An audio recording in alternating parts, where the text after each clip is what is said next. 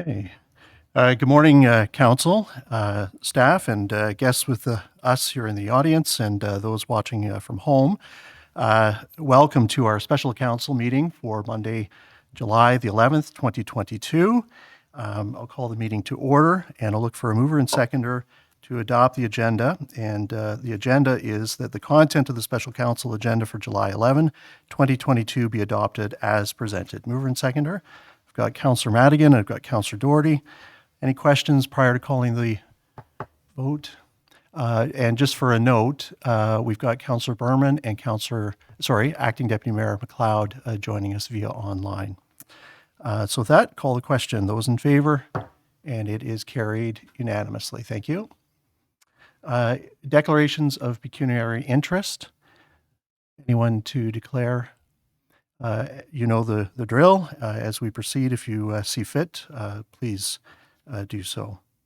At this time, then, I will ask that Councillor Carrier read in our land acknowledgement, please. Thank you, Acting Mayor Hall. For more than 15,000 years, the First Nations walked upon and cared for the lands we now call home. Anishinaabe, Haudenosaunee, Ojibwe, and many others who were families, friends, and communities the way we are today.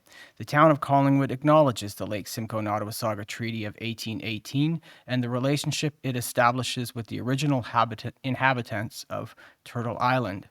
We acknowledge the reality of our shared history and the current contributions of Indigenous people within our community. We seek to continue empowering expressions of pride amongst all of the diverse stakeholders in this area. We seek to do better and to continue to recognize, learn, and grow in friendship and community, nation to nation. Thank you, Councillor Carrier. Today, in fact, is a special council meeting, and I know that many of us have been looking forward to this particular day for some time. I just would like to note that although it is a special council meeting, it is not a committee meeting, and therefore there is no public delegation or opportunity to speak today. But as part of the presentation, there will be an overview in terms of sort of the next steps as it relates to the exhaustive opportunities for public consultation as we move forward. Today is very much a macro presentation in terms of the broad strokes as it relates to the plan and the opportunity moving forward. And I think with that, I will ask our CAO, Sonia Skinner, to make some formal introductions and carry forward. Thank you. Thank you. I'm going to, Chair, Acting Mayor, turn it right over to our Director of Planning, Building and Bylaw, formerly, Summer Valentine, who is going to talk a bit about the plan and also introduce our well-qualified consultant, Ron Palmer. Thank you, Mr. Chair, and thank you, CEO Skinner, and good morning to everyone. It's so nice to see your faces in person, and to those in the gallery, and we know there's many more who are watching online today. So indeed, this is a special meeting of council. We have the much anticipated release of the first draft of the town's new official plan. And as noted, this has been a result of 2 years of work with extensive background research and community consultation. We've had input from many internal and external experts, as well as a great deal of public engagement, including agencies and interested organizations that have got us to this stage. And we'd like to take the opportunity to thank everyone who's put the time and effort into this first draft. And we certainly hope that the level of engagement we've seen on this project can continue as we move through the next steps. So if you are new to the conversation today, especially those watching us from home, just a quick overview that an official plan is an overall policy framework, and it does guide growth and land use decisions within the municipality. It's a statutory document. That means it does have legal effect, and it's required by the province to provide a high level of direction on land use planning and built form to a specific time horizon, usually 20 years, but some of the policies do potentially go beyond that timeline. Plan, as you see it today, will address the principles of sustainable development, and that considers matters such as environmental protection, our social well-being, and economic vitality, and that's all within the context of safe, healthy, livable, and affordable communities. Planning Act does require municipalities to take a look at their official plan from a comprehensive perspective every 5 to 10 years, depending on the specific situation. And we look at how the plan policies do need to be updated to be consistent or to conform with the provincial framework, including policies and plans. And most municipalities at that time also take the opportunity to take a look at the plan from a local priority perspective and ensure that the policies therein continue to meet vision. So today represents a very important step in this update process where the policies that build on all the background work that's been completed today are being released. And if council agrees and sees fit, this first draft will be used as the basis for the next steps in consultation with the community. Many of you have likely heard me say this, and I think it bears repeating that the first draft is not a perfect document. It's intended to be a springboard for the next steps of discussion and also will involve conversations with Indigenous groups as well as stakeholders that have been along with us in the process to date. We certainly do expect that there will be further refinements and much will depend on what we hear over this summer and early into the fall. So while the conversation starts today with council, we recognize that this is a substantial document. It's information rich. It'll take folks a while to digest the content. And that's why we're recommending that the first public touch point is planned for a couple of weeks out in a community information feedback session. Okay? Okay. Sorry, we're getting some feedback here. The first touch point would be a community information and feedback session, and that would be looking at a tentative date of August 2nd. So we do have some time to go through the plan and for folks to ask questions. And of course, for anyone who can't come to the session, your comments are most welcome by email or through the engagement, by letter or phone calls to staff. So, without further ado, to help us walk through and gain an understanding of the document, we have the lead consultant from Planning Partnership here today with us, Ron Palmer, who is no stranger to this council.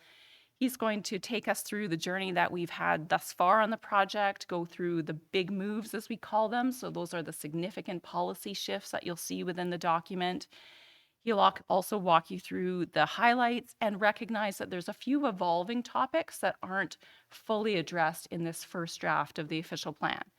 And we do want to ensure that there's ample time for council's initial feedback and questions. So as mentioned, we do have a relatively high level presentation for you today and a number of staff here and online to help us with the discussion afterwards. So Mr. Chair, with your concurrence, we would hand the floor to Mr. Palmer. Thank you, Mr. Chair. It's great to be here in Collingwood. Every time I come, it reminds me of a great summer I spent here working as a student planner back in 1982. It's a little bit different today, although the place I rented, my apartment, is still existing on First Avenue. It's the red brick house with the garden center beside it. I think it's the last remnant that exists. Anyway, I do have a slide presentation. I expect 20 to 25 minutes, depending on how I linger on some of the slides.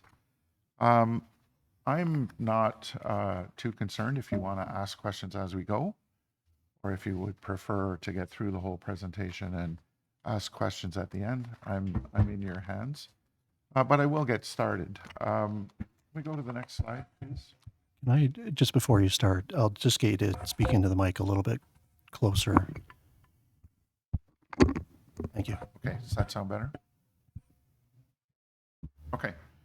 Just before I go through the table of contents, which is really the outline of my presentation, I want to echo some of Summer's words that this is still a work in progress.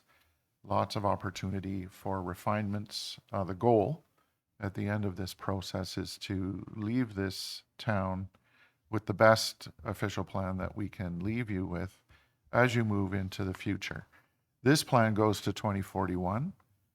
And at the end, I'll talk a little bit about some of the ongoing conversations, and particularly the ongoing municipal comprehensive review at the county, who is your approval authority, And they are in the process of doing population and employment growth projections to the year 2051. So the way that this plan has been written is that if the county allows us to go to 2051 by the end of this project, we will do so and only have to amend some of the commentary in section 4 and potentially on the maps. It's also important to note that this is not your only planning tool. This is the broad, overarching policy framework that gets implemented on the ground by your comprehensive zoning bylaw and for some forms of development, site plan approval. So this is the start of a new official plan. It's not your only planning tool. And there's lots of work to do as we move forward. Next slide, please. An update to where we are in the work program. We're zooming in on the end. We are here today with a draft official plan that we're hoping to gain release to go to the public with and begin the final elements of the consultation process. That includes consultation with council and members of the public, as well as the agencies that are involved in helping us craft this plan.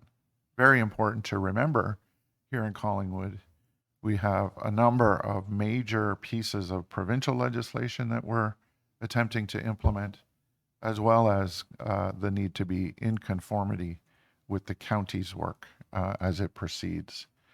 At the end of this process, we'll be looking for council adoption. Then it will get sent to the county for final approval. Next slide, please. Some of the things that we've done so far, and many of you were way back in 2020 when we were still allowed to meet in person. We went through some interviews and some workshops with the public here in Collingwood. We talked about that process gave us the bones for what we call the vision values. Those were derived through those conversations and are articulated. I'm not going to say verbatim, but it's very, very close to the wording that we heard from the public, and that is the backbone of this official. Following that, we identified a host of issues with your help and created a number of discussion papers that in various levels of detail got into those topics, talked about the legislative framework within which we work, as well as opportunities and options for implementation here in Collingwood. As Summer said, over the last year and a half, we've been working on the official plan itself, which is turning all of the conversations, all of the discussion into a plan that works for the town of Collingwood. And again, we hope to be back in the fall to gain adoption of this plan in its form at the time, which will be, I suspect, somewhat different than the current form, and looking for adoption. Then it goes off to the county. Next slide. As I mentioned, there was a whole host of background reports.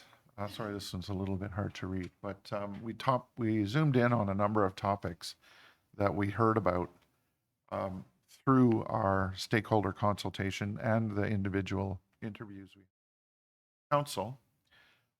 Certainly there are a couple of these topics that were considered a little bit more important than all the others. However, they are all fundamentally intermingled and one affects the other. And I will talk a little bit more about that intermingling of topics as I get into the big moves a little bit. Here, in my mind, were the conversation about housing and the conversation about sustainable development. There is a fair bit of time spent on those topics in the document. Happy to get into that in more detail through the questions, if you wish. Next slide. I've been writing official plans for about 35 years, and this slide is always part of every presentation that I make. And it's just as you're reading through the document, I want you to keep in mind that words matter. I know that that was a phrase that the media came up with the last US president. However, in the context of an official plan, we have opportunities to use words that allow us to talk about the level of strength the policies have. Some of that comes from when you have legislative authority and when you do not. Some of it comes from opportunities to be permissive rather than regulatory. Some of them talk about encouragement or incentives that the town may utilize to achieve objectives. So when I talk about words matter, I mean you have the opportunity to be very strong and regulate things. Words like require, will, shall, must, those have meaning. Those are not flexible phrases. Those require conformity. When you're looking at opportunities to, rather than regulate, to manage the way things happen from a land use perspective here in Collingwood, we look for more inherently flexible phraseology like permit, prefer, should. And then at the other end of the spectrum is the facilitative language, which means to encourage, desire, incent. So these words are chosen very carefully in every iteration of this plan. And one of the primary conversations we have as we work through this process will be, where do we want to land on this spectrum of regulatory elements versus flexibility and potentially even incentivize? So I'd just like to put that up there for a quick update on the wording. Next slide. Some of the big moves, and it's really important to recognize that this is not your first official plan, but this is a brand new official plan. So I would suggest that the first 4 chapters, introduction, the vision and community values, the discussion about building a successful community, and growth management, are all fundamentally new elements to your official plan. There may be a few carryover policies, but in the end, this is new policy, some of which is required, and particularly the growth management chapter, which is a requirement of the growth plan from the province. It sets the stage for how growth will be managed within Collingwood. Chapter 5, which is by far the longest chapter in the document, is all about the land use designations. And that's a combination of some existing policy that you have and some new policy that changes the way approvals are achieved and how you're implementing a new urban structure. Chapter 6 and 7 tend to be more focused on existing documents and existing requirements, particularly on the engineering side. It's updated, but it's still work in progress, and it does not usurp the need to have master plans for transportation and service infrastructure. Chapter 7, implementation and interpretation. These are the tools that are provided to you. Sorry, I'm on the next slide. I forgot to ask to change. It's a little bit different than the existing plan, but nonetheless, it has all the elements for you. Again, the big moves are related to how approvals are achieved, streamlining, housing, sustainable development, and those topics that were raised by council and the stakeholders as we work through the process. Now, this slide, which you can't read, unfortunately, is the vision statement that was developed through the public consultation process. It is focused, it's future focused. It's what do the people of Collingwood, how do they see Collingwood in 2041? What would they like to see? What's different from today? What are the fundamental elements of Collingwood as viewed by the residents and business owners who were part of our process. I'm not going to read it for you. It's in the official plan, but it's certainly a fundamental element of the plan. And the reason that I like to have a vision, community values, is that I use those as a framework within which the policies implement these pieces. So when you're thinking about an individual policy, you need to be thinking about where does it fit in terms of the community values, and how does it help us achieve that vision. Very important that all of the elements of an official plan work together to achieve this vision. Next slide. Again, there was 11 community values, and these were the principles through which we would be looking to achieve the vision.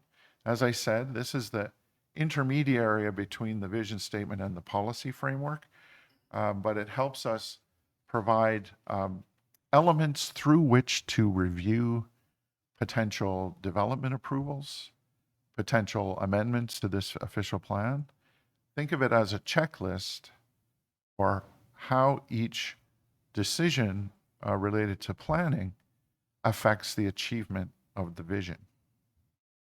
Next slide.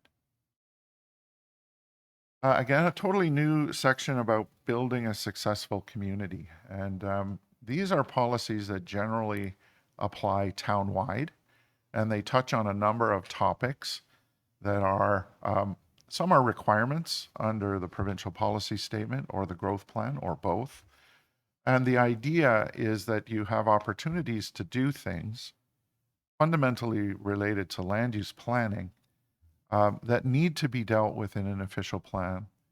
Again, however, they do not usurp the need for an economic development strategy, a climate change adaptation strategy, but they set a framework through which the municipality can deal with those issues. So this is a really important kind of all-encompassing part of the policy framework that works towards good planning as it affects these topics. These are different in some respects to what is in your current official plan. In some cases, they're not in your current official plan simply because your current official plan is a bit out of date. But this is the latest and the greatest framework that we work through the provincial policy and the county policy to give you this overarching policy framework. Next slide.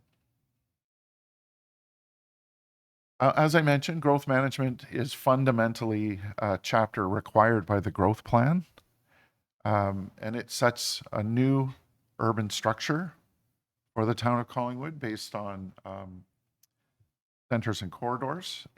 We've utilized a time horizon of 2041. We've had many conversations with the county about what an appropriate time frame would be for this plan in advance of the county completing their municipal comprehensive review and subsequent update to their official plan, which changes the time horizon to 2051. Again, a lot of the discussion is how do we conform with a plan that's not finished yet? And part of that conformity is not taking this plan all the way to 2051. So it's a plan that gets partway to 2051. And as I said before, it's written in a way that when you get the numbers and the policy approaches for 2051, I would expect very little change to the other chapters of this plan, but some change to Chapter 4. Next slide. The growth management section has its own schedule. And the reason for that is the province in the growth plan uses a whole host of terminology related to urban structure that has an impact on how growth is dealt with in the town of Collingwood. On this map, which is relatively confusing, you'll see phrases like designated growth areas, strategic growth areas, built boundary, greenfield areas, and so on. All of those phrases and terms have meaning in provincial policy, and it's a requirement that your plan implement and conform with the growth plan. So what's interesting about this map is that the land use plan is then is this plan with additional subdivisions within it. So if we can go to the next slide.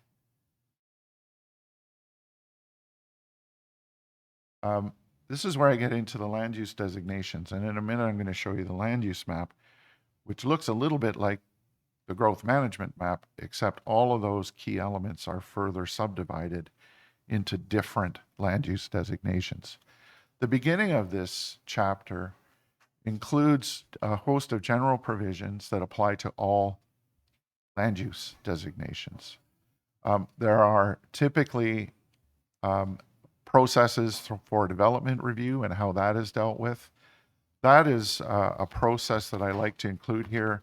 It gives me a chance to talk about compatible development and how that will be adjudicated on a development application by development application basis. There are always land uses that are permitted in all designations. There are also land uses which are prohibited in all designations.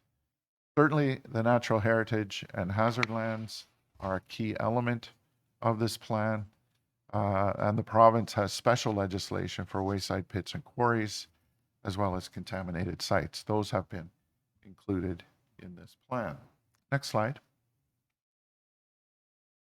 Then I get into a whole host of policy direction that come up in more than one land use designation. So rather than repeating them, I put them in one place so that whenever these phrases turn up in an individual land use designation, you go to this section and figure out what it actually means. I cover a host of built form issues and going through low-rise, mid-rise, and high-rise built forms. A gift from the province, Bill 108 and Bill 197 on additional residential units, special needs housing, live work, home-based businesses, bed and breakfast, short-term accommodations, etc. These are all land uses that appear in more than one designation. So they're collected here so that they're not repeated over and over again. Slide. As I said, the link between the growth management schedule and the land use schedule is that the designations on the growth management schedule are subdivided into land use designations. For example, on Schedule 1, you'll find community area designation. And within that, there's existing neighborhoods, there's future neighborhoods, there's major institutional uses, and there's parks and open spaces. Next slide. You have also some strategic growth areas that are identified on Schedule 1. Those are further subdivided into the downtown, which has a special policy framework. Mixed use corridor 1, which is for lower scale forms of intensification. So up to, it would include low rise and mid rise. The mixed use corridor 2, which is our locations for mid rise and high rise forms of development. And then your regional commercial district. Much of the policy framework from the existing official plan related to the regional commercial district are very similar.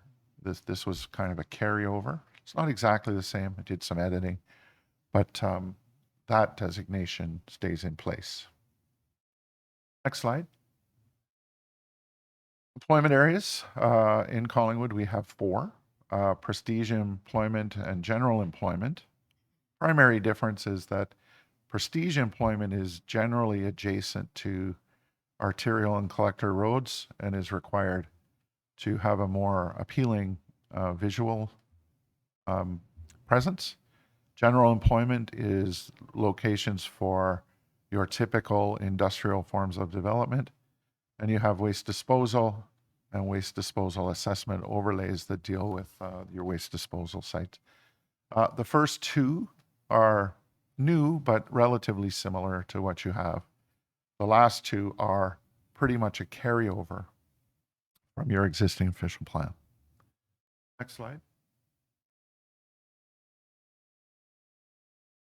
Rural agricultural area, you still have some of that, which is great. And we've subdivided that into the more pure rural designations where there are typically large lots, potentially with one house on it, potentially farmed.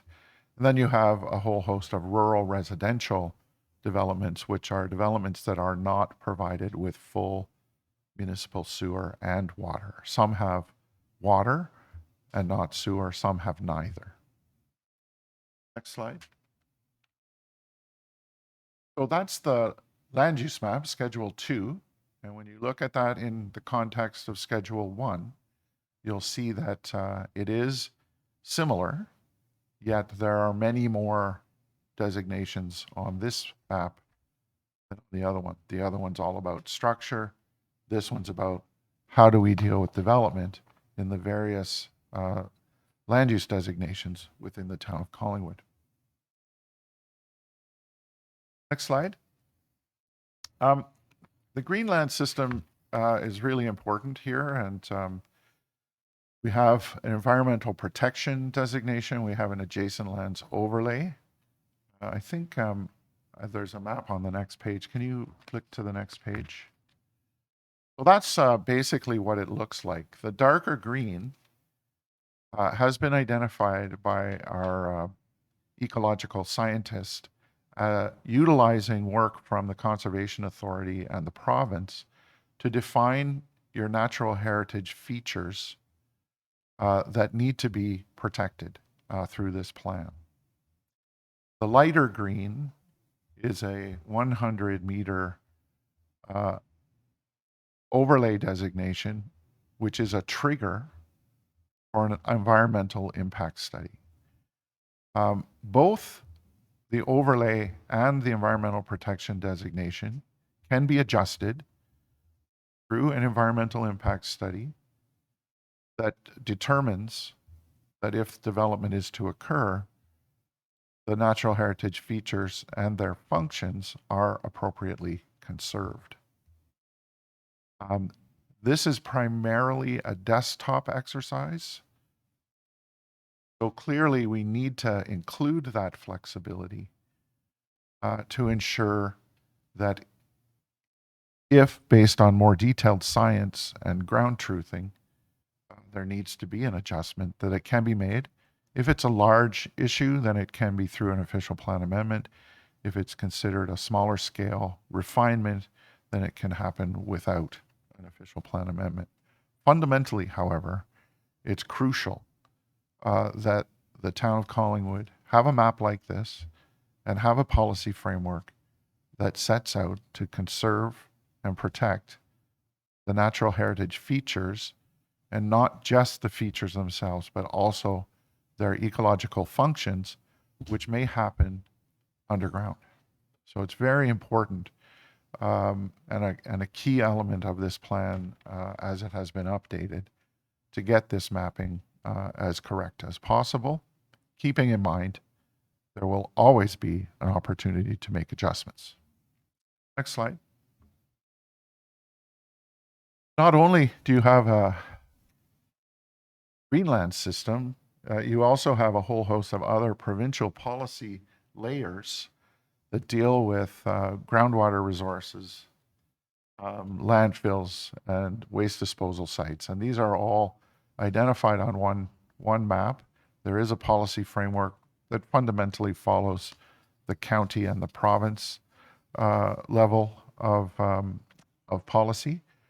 They typically are not policies that preclude development, yet they are policies that require consideration through the development approval process. Next slide.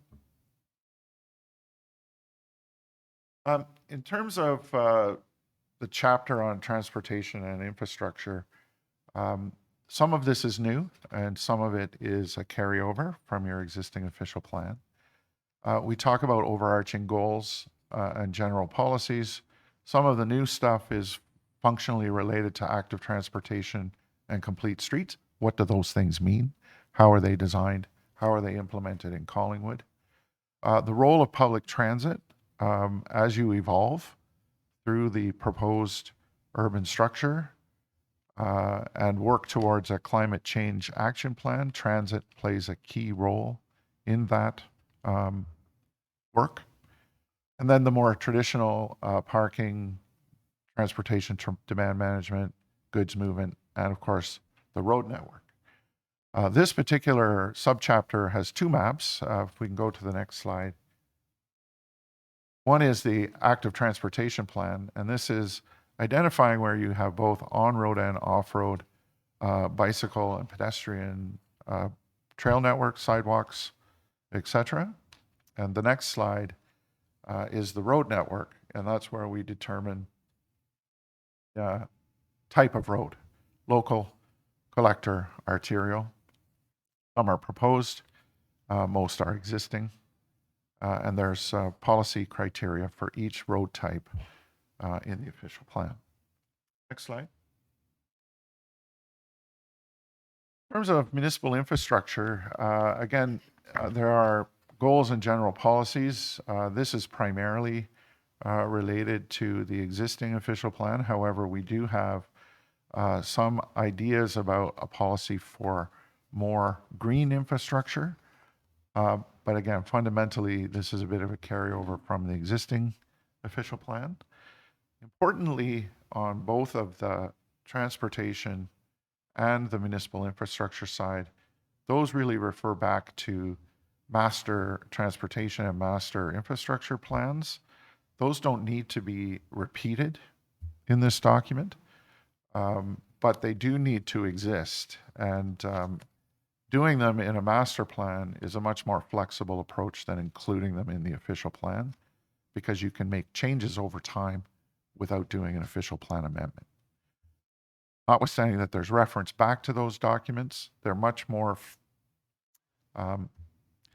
flexible if they are not wholly incorporated into an official plan. Next slide, please. Implementation is really going through how you deal with the county and what their policies are, and the province. It talks about how you may amend this official plan, what the role of the zoning bylaw is, committee of adjustment, how subdivision happens, and a whole host of other technical implementation approaches,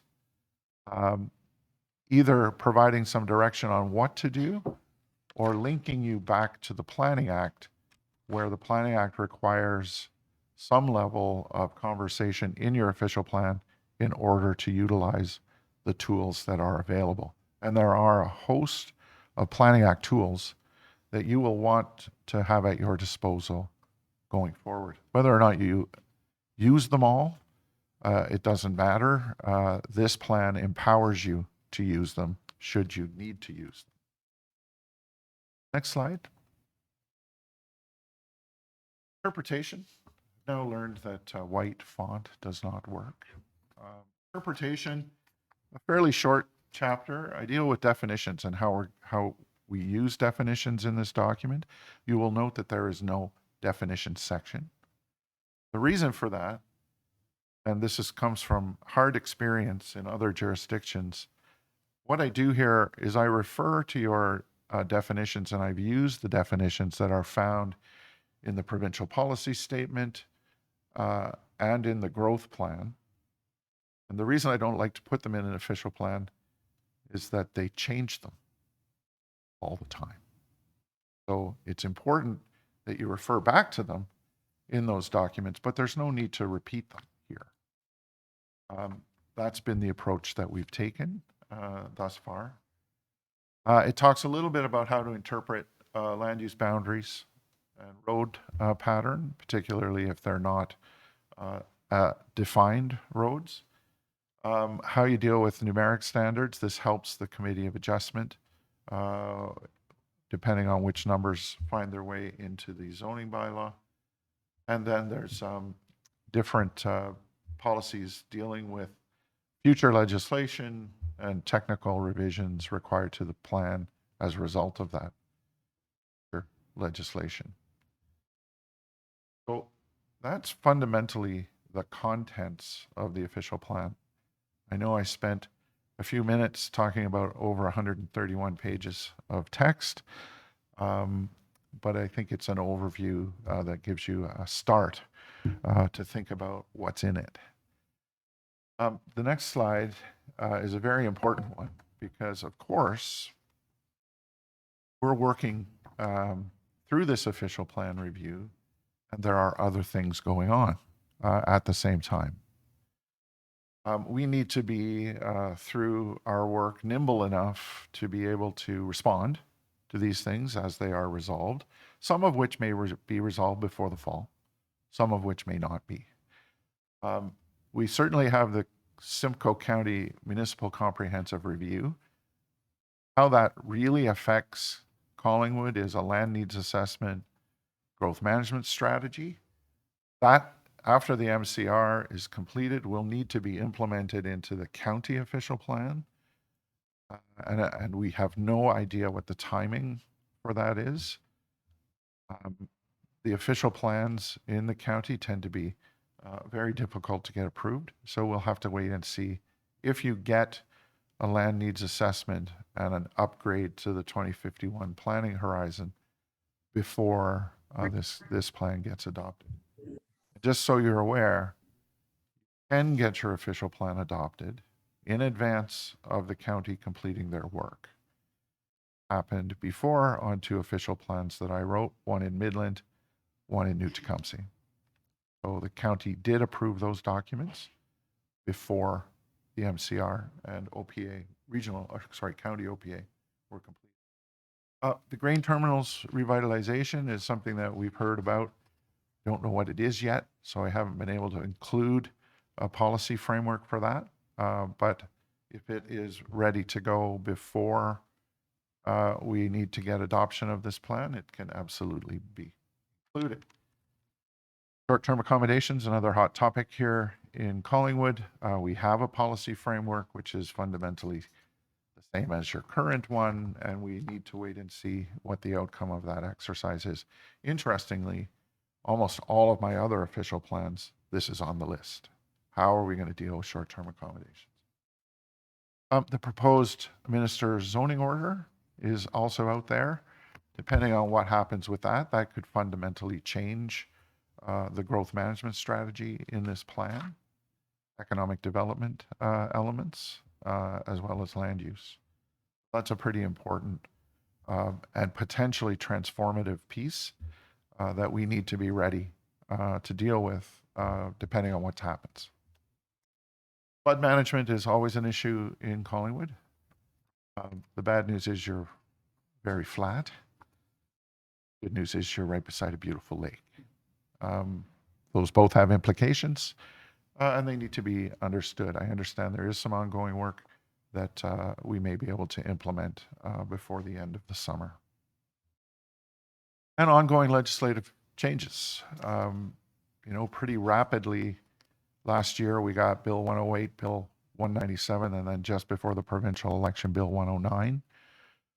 We also have the Task Force on Affordable Housing recommendations floating around out there. We need to be nimble enough through this process to make changes as the planning legislation around us is adjusted. I don't think over my career there's been more legislative change since over the last 3 years. It's been a huge evolution of thought, and we need to be ready to be right up to date with all the opportunities that brings the town of Collingwood. So that continues. Nobody knows when Bill 110 is going to come or what's going to be in it. But my expectation with a larger majority, this government will have new legislation for us to deal with very quickly. Next slide.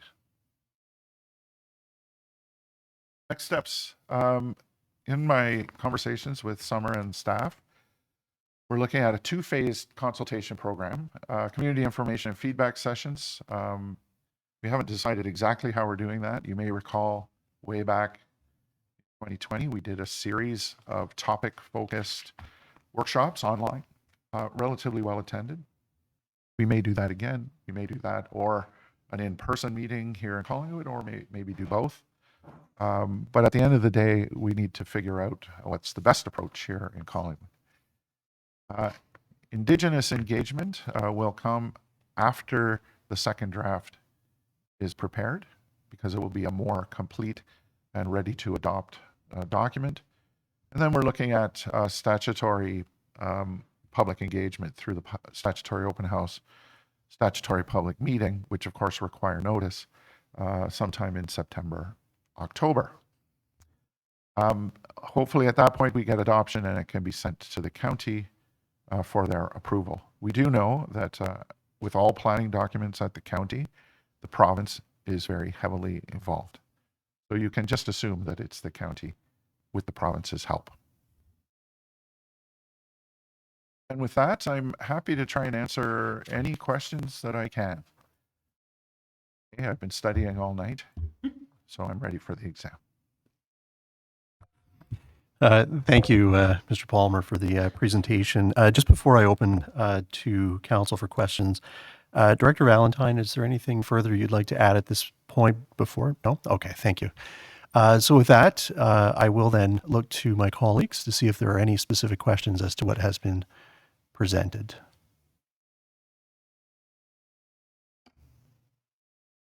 Go ahead, Councillor Jeffrey.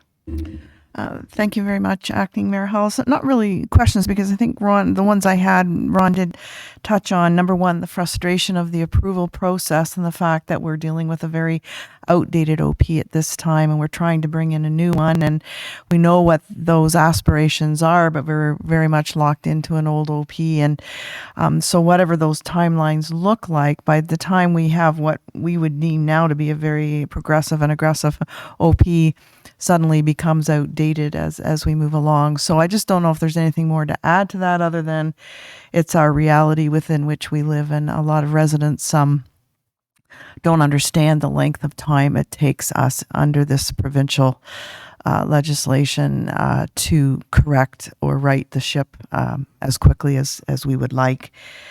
And I think you are right. Short-term accommodation is going to be a very hot topic. I've already seen posts regarding the fact that we're just talking about it, that we're going to be allowing it. And I think that's a huge conversation that's going to have to happen feeding into this.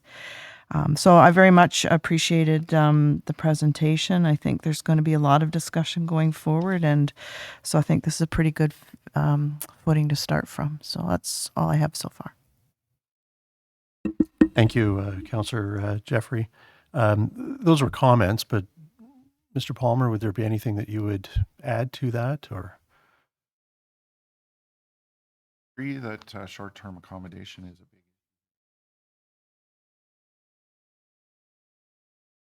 that. I think I turned it on. When you link that with the required permissions for additional residential units, that may exacerbate the issue related to short-term accommodation, because there's going to be, hopefully, more units provided within the existing building stock. So it's really important to get this one right. There is a difference between people who are renting what would be these new additional residential units versus them being rented out as short-term accommodation. So it's a difficult topic. Planning Act is limited on what you can do about this, but the Municipal Act provides additional opportunities through licensing primarily. thank you. Councillor Jeffrey. And just a follow up in terms of the resident engagement. This is such a complicated and complex thing to try to have a conversation with. And it's my hopes that we're doing our very best along the lines of this presentation today to keep the ease of the language and the conversation, I guess maybe as value focused in what the fixes and the proposed changes are that are addressing their concerns within those values would be, the best approach, because typically what council looks at and what our staff look at is a completely different detail to what I think residents need to have the conversation they need to have to inform us. So that's what I would close on. Thanks. Great, thank you.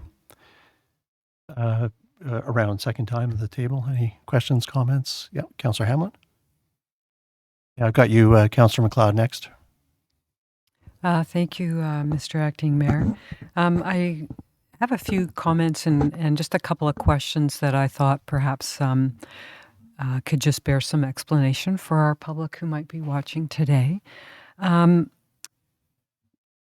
Thank you, firstly, for the values you set out in the document. They're just so great, and I love that the downtown is noted as being the heart of the community, because for sure our downtown is so vibrant and is the envy of many communities in the province, and I'm glad we'll be able to build on that. I also noticed that there were a lot of policies now for affordable housing and how that'll be dealt with in our community. And one of the things the Affordable Housing Task Force had encouraged was the creation of community improvement plans. And I noticed that was included in this document. So my first question is if you could just please explain, Mr. Palmer, what exactly that means with respect to affordable housing. Through you, Mr. Acting Mayor. Through you, Mr. Chairman. A community improvement plan is one tool that the Planning Act provides the municipality to set up and facilitate incentive programs.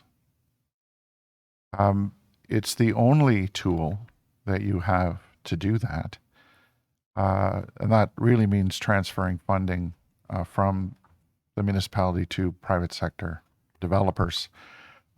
So in terms of affordable housing, absolutely, through a community improvement plan, you could establish a program for a financial incentive for projects that meet the appropriate definition of affordable housing.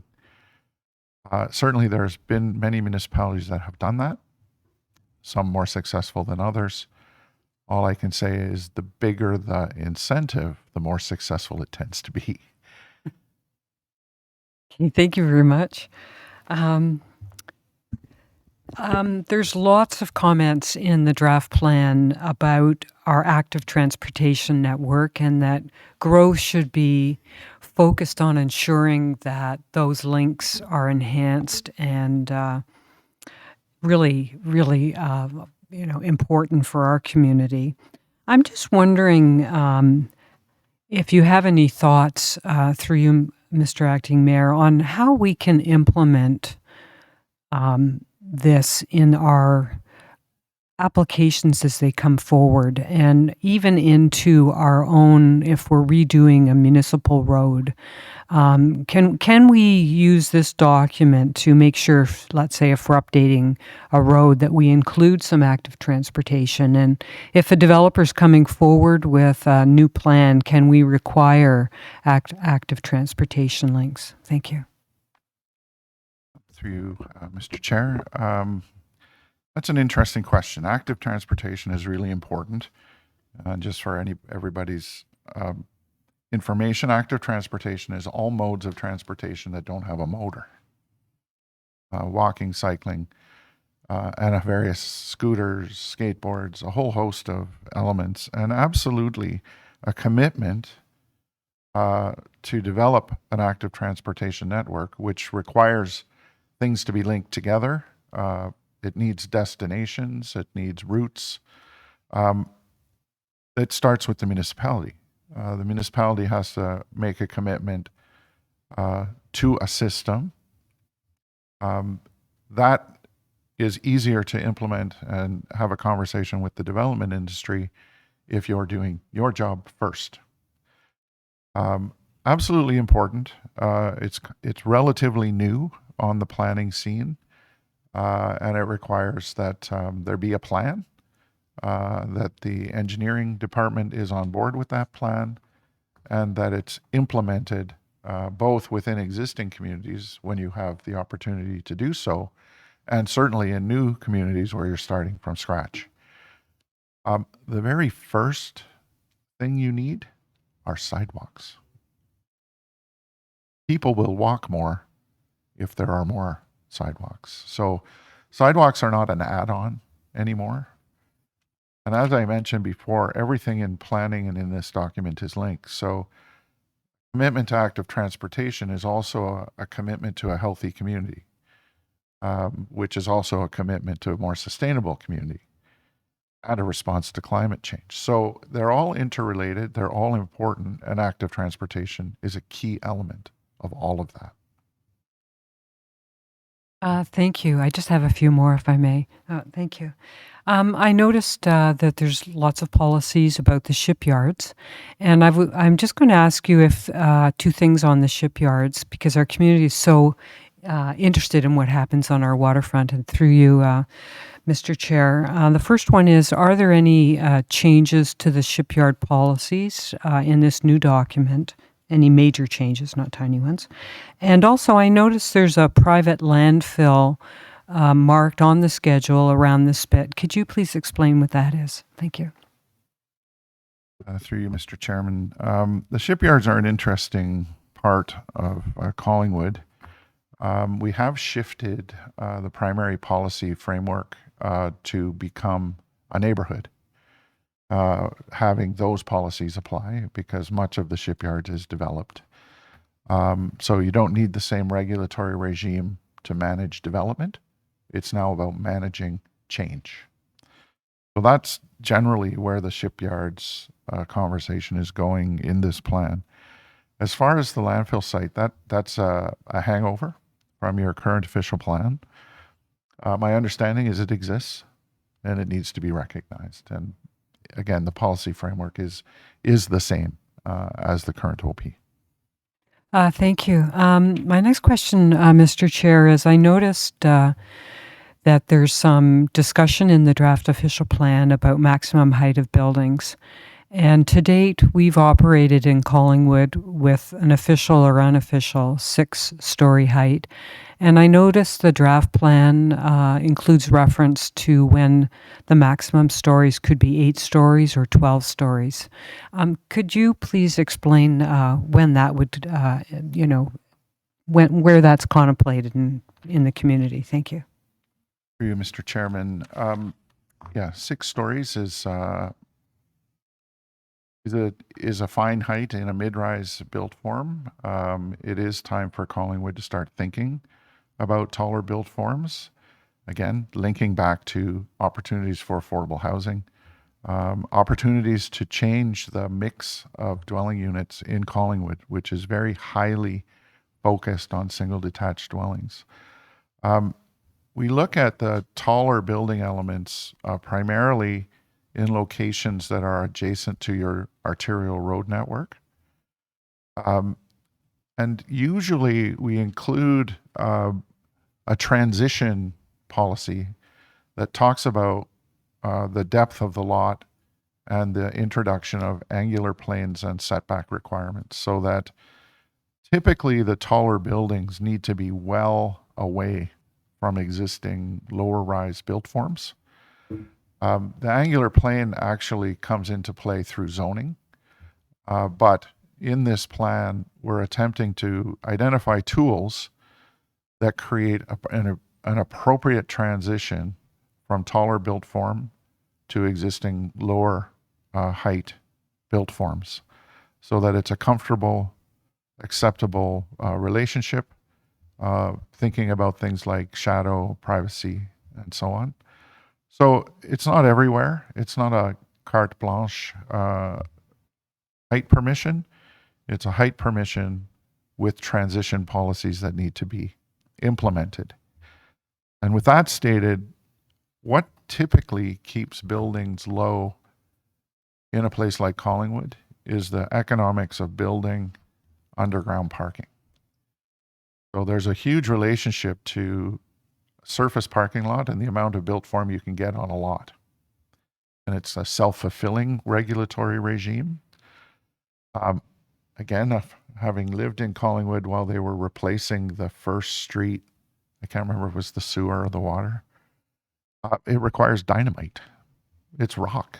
So the development of underground parking will have an impact on development height. In the interim, I would expect that the taller built forms will be very difficult to achieve simply because they can't get the parking requirement that is necessary. But we do anticipate that the zoning bylaw will include appropriate transition regulatory elements. Okay, thank you for that. I just have 3 brief comments. The first one is I just wanted to mention that I was in total disagreement with one thing you said, which is that the road network should be reflected in the master plan instead of the official plan.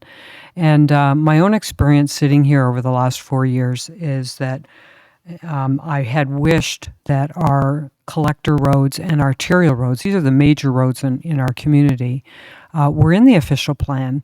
And because once the official plan gets out of date, what I was discovering is that staff who's trying to do their best to have roads link up through the community, had their own understanding of where the major roads would be that weren't shared with the community because we hadn't updated our official plan. And even 3rd Street, which of course is now shown on the schedules, as extending essentially from 10th through to Pretty River Parkway. I did figure that out probably 2 years ago, but only with the assistance of seeing a map on the office wall of 2 previous planning commissioners and the help of a resident who pulled draft plans of subdivision. So just to say, it would be my preference at least that we get the collector and arterial roads baked into an official plan, and that if they're going to change, we have a public process to do that. Secondly, that I hear, and I don't put it any higher than here, this isn't from the school board at all, that we're going to need a new high school in Collingwood at some time because of the building condition of our existing one. And I'm hoping that our staff might be able, or maybe Mr. Palmer could have a discussion with the school board before we get to finalizing the official plan to see if that is their intention. And if it is, whether or not we should be including a site in our official plan now, because that is a major institutional use in the community, and it may influence other development decisions if there was a site that would be a future consideration. And I guess lastly, and this is a pretty tiny point, but I'll just say the Regional Commercial Center on the west side of high south of the mountain, I had raised at a development and operations meeting that we needed to reflect in there a bike, I'll say pathway from Mountain down to 3rd, and it's not appearing in the draft official plan. So I was just wondering if that could be reviewed. And those are my comments. Thank you for listening. Sorry, thank you, Councillor Hamlin. Acting Deputy Mayor McLeod, you're on top. Go ahead. Thank you, and thank you for the hard work that's gone into this document. I too am interested in item number 5.1.8.3 in the document, which talks about the possibility of 12-story buildings. And I wonder if perhaps Planner Palmer, you could talk a little bit more about that and what you see as the future of 12-story buildings in Collingwood. Excuse me. I know that we've had long discussions in previous years and previous administrations regarding the height of buildings, one of which is finally coming to fruition at the corner of Hurontario and Hume. But that was a long and ugly discussion involving heritage and the iteration of the OLT that went by different acronym at that time, and so on. And I just wonder whether you anticipate such troubles in the future, or if by opening the door in this document to 12-story buildings, if that's going to change some of the plans that some of our developments on the books will have or will contemplate for themselves. Through the chair.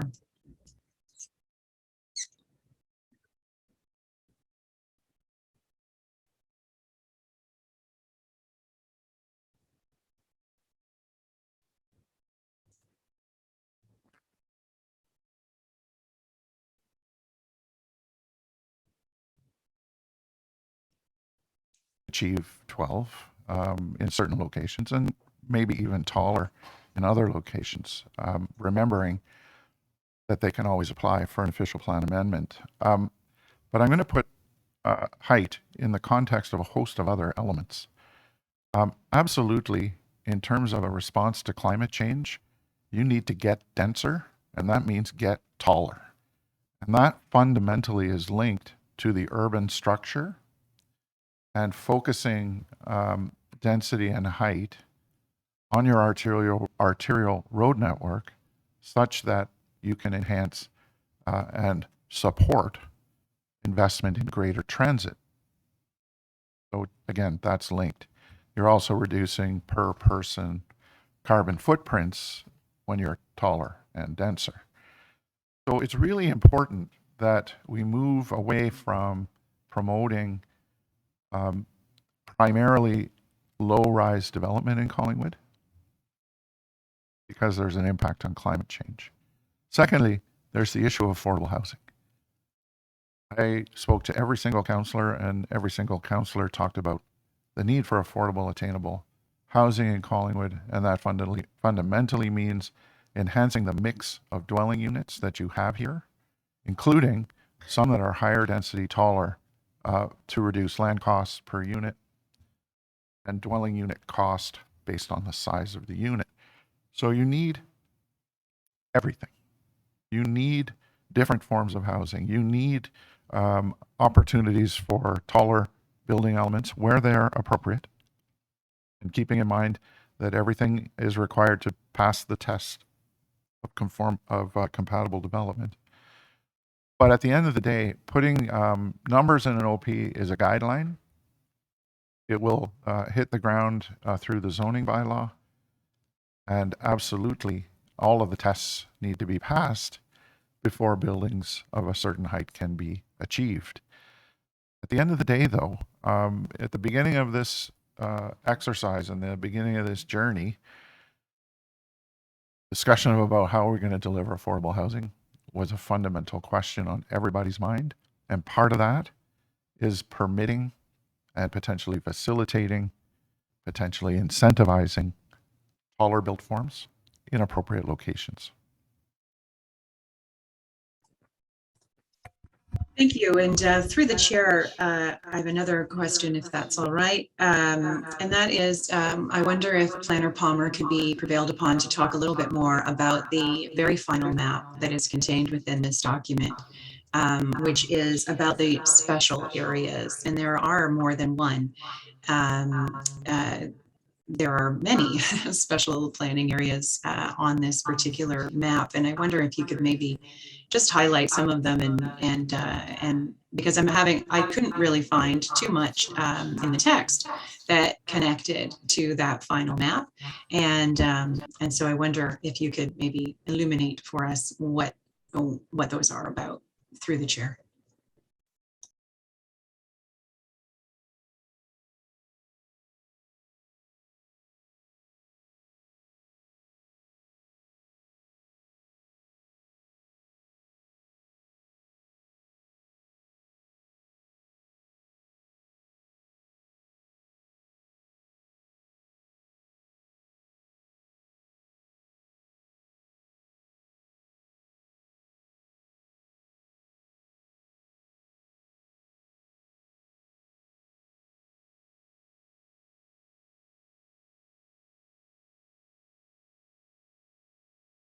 each of these special policies that go to letter Q have their own policy embedded in the document within the land use that they're identified within. And these are policies that at this point in time are considered important to carry forward. One of the things that we do in an official plan exercise is go through all these, we really call them exceptions. We will be going through all of them to determine their relevance going forward. We have done a preliminary review with staff. These are the ones that at this point in time we felt needed to stay in the plan. And it's a typical part of a plan. We could start from scratch, but these folks have gone through an official plan amendment process and have achieved something that's unique to their property. So we felt at this point we would leave them in the plan. Conversation can continue, however.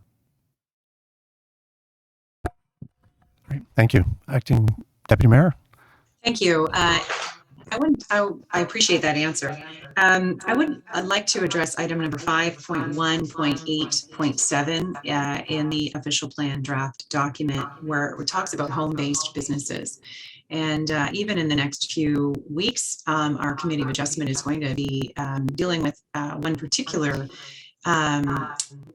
situation where there's a legal non-conforming that needs to come into compliance and so on, which I think that our planning department, I'm looking at Director Valentine, is well aware of this, and that will be addressed through the zoning bylaw. But I wonder if you might, as well, Planner Palmer, talk to us about home-based businesses and what is contemplated in this official plan regarding that and the number thereof. Through the chair.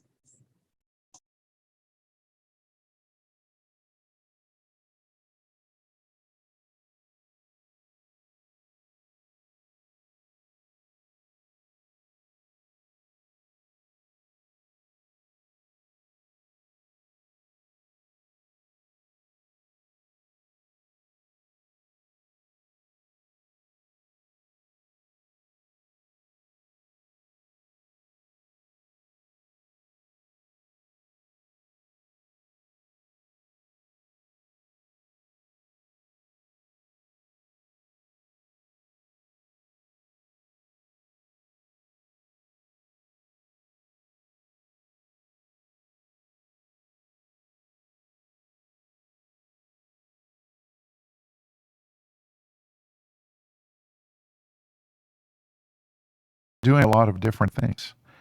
So there's a newer, more up-to-date type of home-based business, which we call a home industry.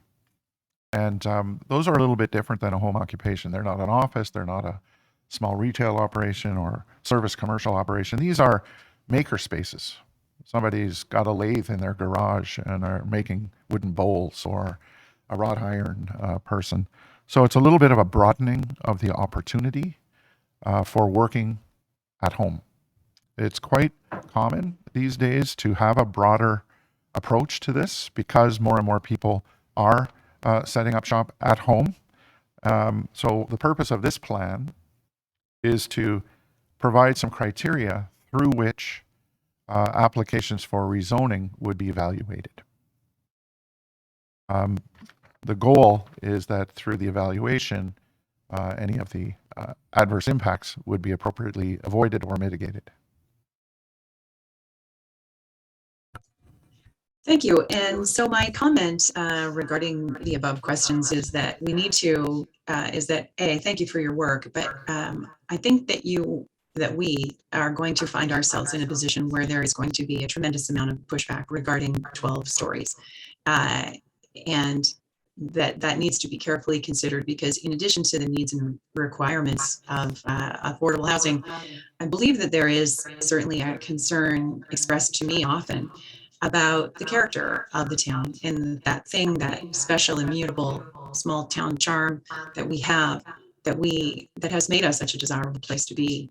And I am not entirely convinced that a 12-story building anywhere is in keeping with that character. And so I feel like there's a balance that really needs to be thought through very carefully when we get to this conversation about how many stories might be desirable and necessary. And that is obviously the balance that you're trying to find as well. So I thank you for your work, and I do not envy our planning staff. Thank you, Acting Deputy Mayor. Councillor Doherty. Thank you, Chair. I was generally very delighted to see this official plan. I think it did a very good job in capturing what seemed to be the general community feedback across the 8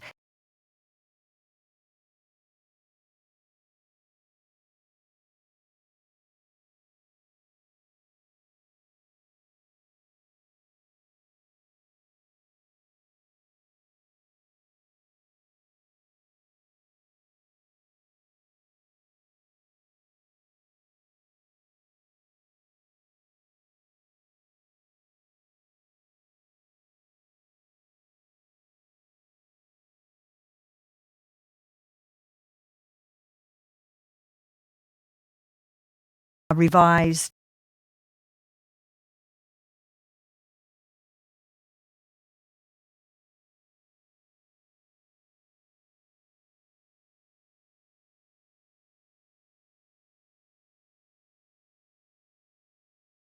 I don't know how far into the weeds I should go, so I'll try to keep my questions relatively high level. I do share the concern expressed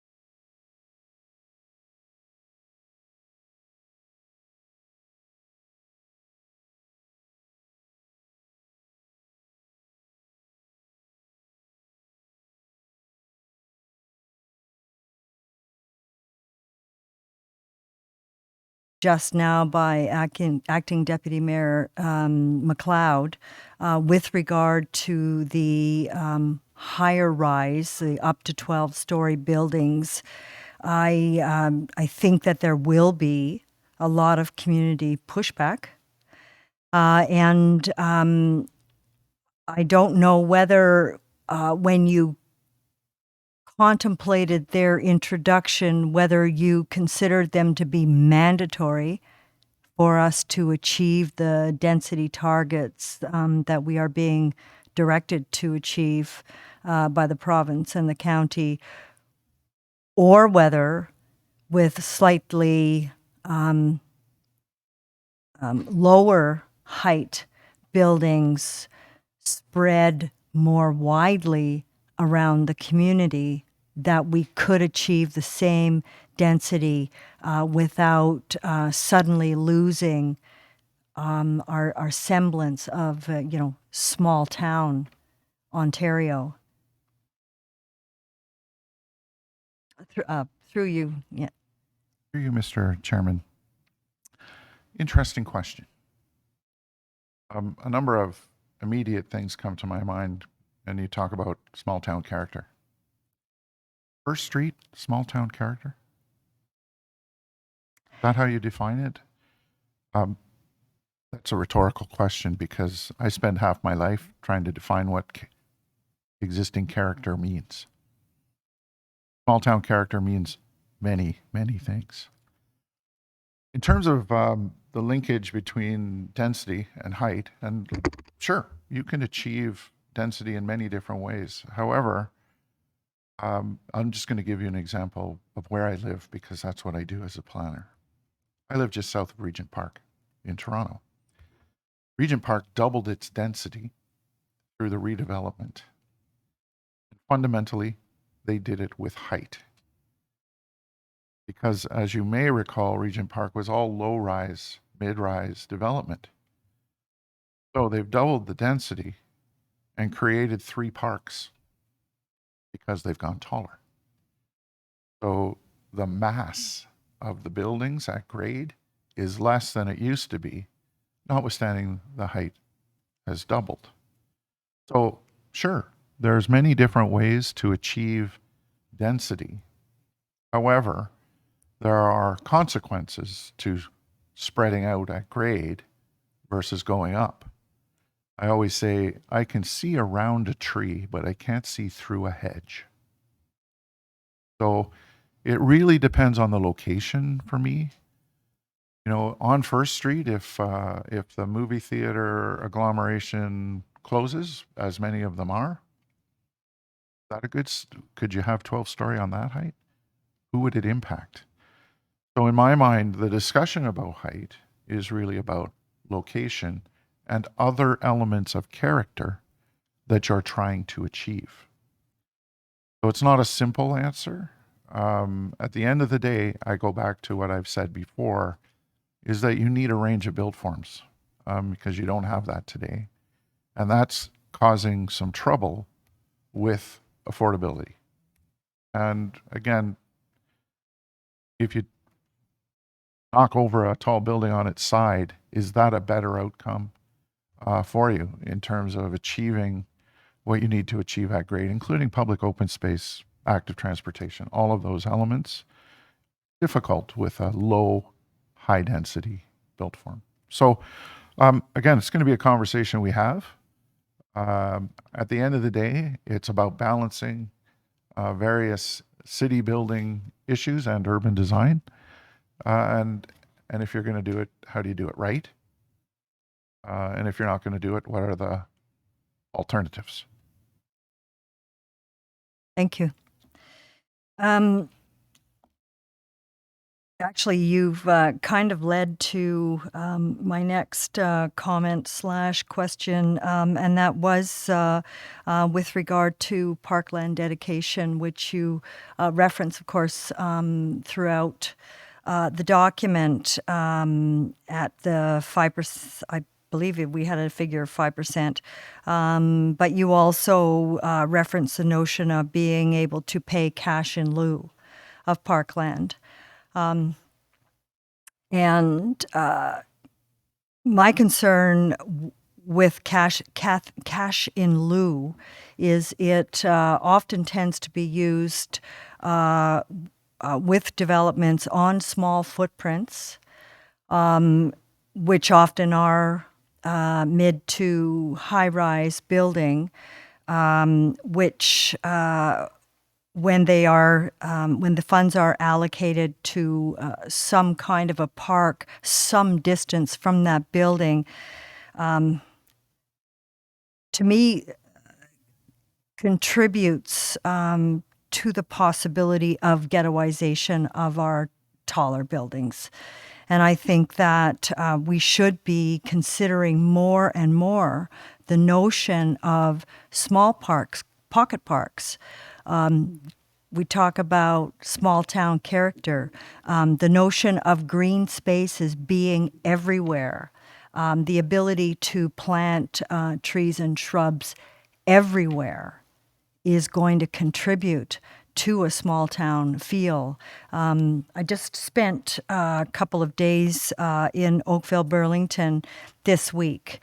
And I just couldn't help to remark to myself how much canopy these very dense, large now cities are able to achieve because they permit small pieces of green space everywhere, and they encourage planting in all of those green spaces. And the percentage canopy coverage of those municipalities would, I'm sure, be much higher than what we're targeting here at 30%.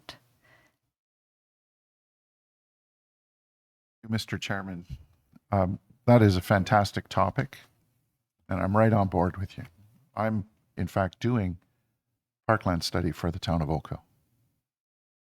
I did call it a city last week by mistake. City now, yeah. Town.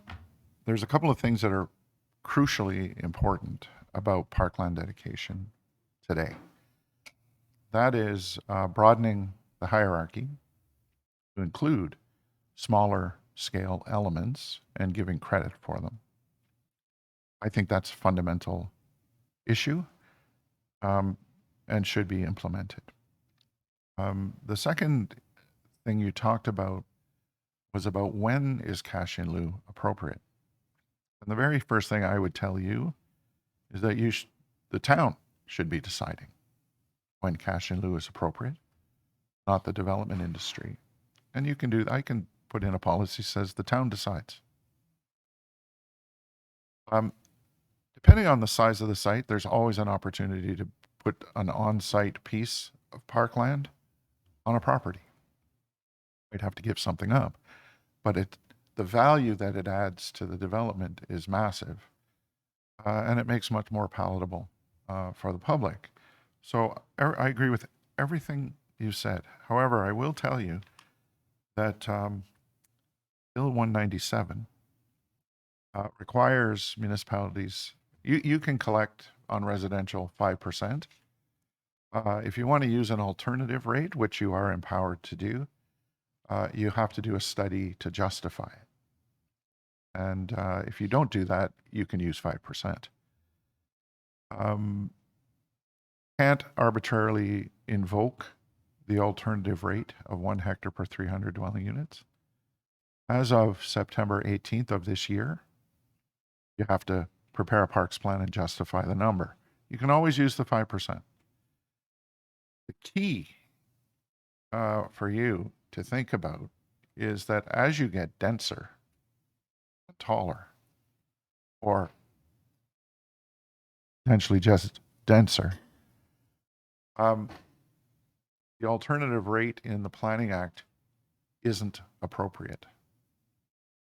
I've done some work in Oakville, Markham, Vaughan, Brampton, Guelph, Kingston, on parkland dedication, and very quickly, as the number of units and people goes up, you end up taking 4 times the site in parkland, which is not only impossible to do, it's not fair. So getting an alternative rate that is greater than 5%, I think, as Collingwood evolves into something more dense, you need to do that work. We can start in this official plan by talking about some smaller scale elements of the parkland system that are appropriate. And I can talk about how they're designed, how big they are, or how small they are, before they become not really a valuable piece of parkland. But I can tell you, you mentioned pocket parks. Through all of my parkland work, I've done a lot of research on pocket parks. You can make a reasonable urban oasis at about 75 square meters. You know, a few chairs, maybe a water feature, maybe some trees. Absolutely easy to do, and should be part of any significant development that you have. So I can look at making some adjustments to your parkland section in here, because I agree with you. It's a really, really important element of urban development. And I don't want you to be the city of Toronto who just keeps taking the money and never spending it. Yeah. Last count, 1.4 billion in the bank account. Yikes.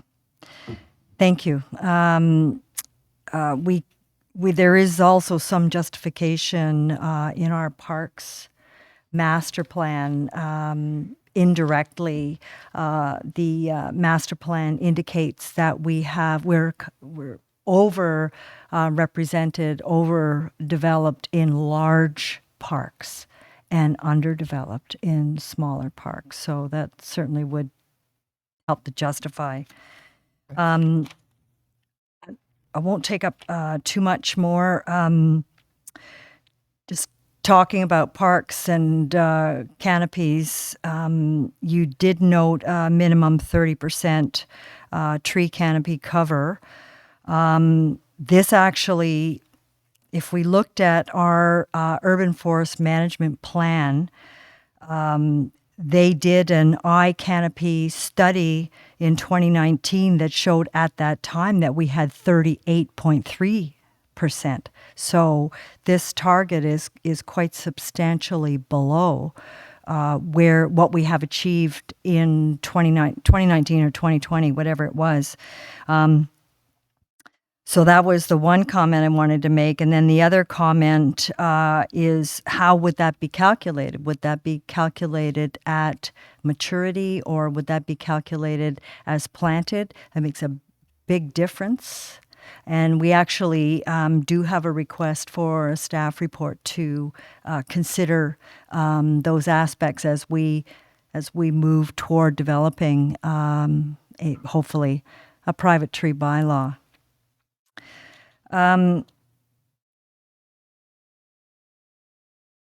There's a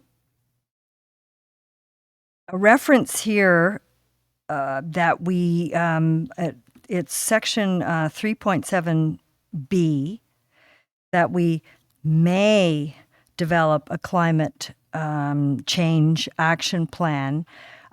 We have already hired a staff devoted to that, and council has already given direction that we shall be developing a climate change action plan. I believe CAO can correct me if I'm wrong. So I'm just wondering if we should be using stronger language there. And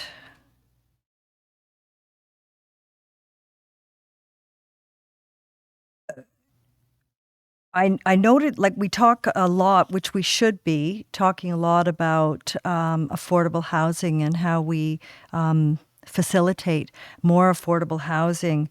But when you reference the plan,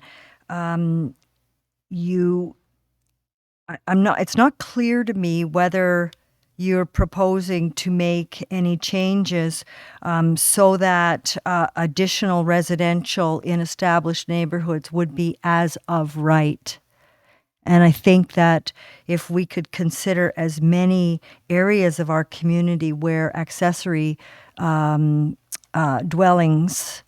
would be as of right, I think that might go a long way toward facilitating more and affordable housing and moving us away from the necessity to be building up.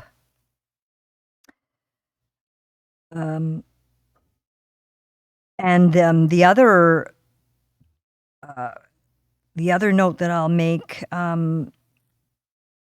was there was a reference to may permit mixed use with commercial and institutional, mixed use residential and commercial institutional. And I wonder if we could strengthen that language to encourage it more wherever possible. That mixed use should be part of any commercial application, and, you know, perhaps even going so far as it being part of our SCAP evaluation of commercial applications. I think reading my chicken scratches as best I can, I believe that those are my top line comments. And thank you again so much for this excellent work. Chairman, if I could respond to a couple of those, and that's okay with you. Please. The issue of the tree canopy, absolutely, we should be looking at that. We don't want to have a target that's less than what you are. Counterproductive to me. We'll look at that. With respect to additional residential units, this plan permits them. Zoning bylaw that will permit them as of right. So that's where we're leading to. And that's really what the legislation from the province tells us to do. And you're right, it's a good opportunity, depending on how many people take it up, because we don't know. It is difficult to make some of these legal, building code, particularly units within an existing dwelling. However, the goal is that they're legal, that they're safe, and that they're developed as a way to provide some more affordable rental units. Notwithstanding they may or may not be rental, but they'll at least have the opportunity to be more affordable. But they are permitted in this plan. So the framework is here. It has to be implemented through zoning. What was the last one you? Commercial mixed Yes. use. So in that case, and remember I talked about words mattering, and you've picked up on that quite clearly. Sometimes I use more flexible language when I'm giving the municipality the flexibility to implement. If I make it a must, then you lose the flexibility to deal with particular applications where mixed use may or may not be appropriate. So I'm happy to look at every single time we use may, because that's part of reviewing the document. And if council wishes to tell themselves what to do more, we can do that. I try not to compel the municipality to do too much, but absolutely we can look at every single one and make a determination as to where you would like to go. Thank you. Okay, thank you, Councillor Dory. Councillor Carrier. Thank you, Acting Mayor Hall, through you to, well, I guess, first of all, to all of you sitting here, the councillors, the council. Thanks for hiring Planner Palmer. I'm quite impressed with the document. We've never spoken. I was appointed in March, so we didn't have that opportunity, but you certainly hired someone through the staff recommendation that reading this document, I wish you'd been here when I was mayor. Anyways, a couple of comments. The high-rise buildings, 12 stories or more, does not, I think it's the right discussion. Location is absolutely the correct answer. I had those discussions with former Director of Planning, Nancy Fair, many years ago. We talked about it when we went through the Shipyard policy development. Did we want to see low-rise condominium development, or did we want to have a higher buildings with either equal or greater density so that we still had more vistas of the water and also looking from the water towards the town? Your hedge comment was quite, I chuckled, it was quite appropriate. So I've talked to Director Fair in years past about maybe in the south, maybe in different areas of the community. It really does come down to location. I wanted to ask you, with the community improvement plan, when it's developed for incentivizing the affordable housing issue, can parking be lessened because it's on arterial roads? Because parking is a pretty costly thing for the developers to put into buildings. So instead of, let's say, 1.7 spaces or 2.4, whatever, you can actually have a smaller number because the the building is either mixed use and it's also on Ontario Road where we're going to have transportation? Is my first question. Chair, absolutely.